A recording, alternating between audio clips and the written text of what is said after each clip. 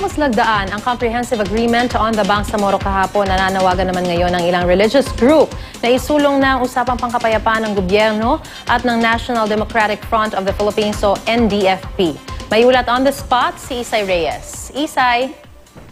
Marie, sinihiling ng iba't ibang religious groups na isulong ng gobyerno ang peace talks sa pagitan ng Philippine Government at National Democratic Front of the Philippines.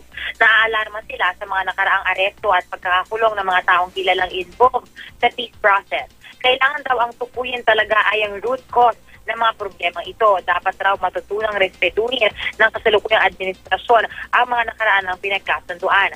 Ang pagkakahuli raw sa mga Tiamzon ay violation umano ng Joint Agreement on Safety and Immunity Guarantees o JASIG.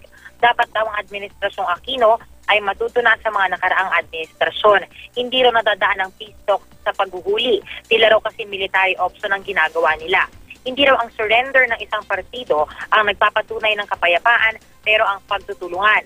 Dapat daw i-honor o respetuhin rin ang mga nakaraan ng bilateral agreement.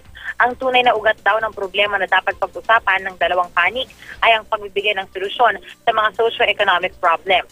Nauna nang sinabi ng hukbong sandatahan na illegal ang pagkakaaresto sa mag-asawang Tiamzon at hindi paglabag sa JASIG ang ginawa ng mga otoridad.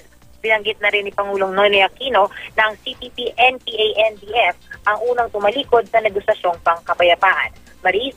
Maraming salamat, Isay Reyes.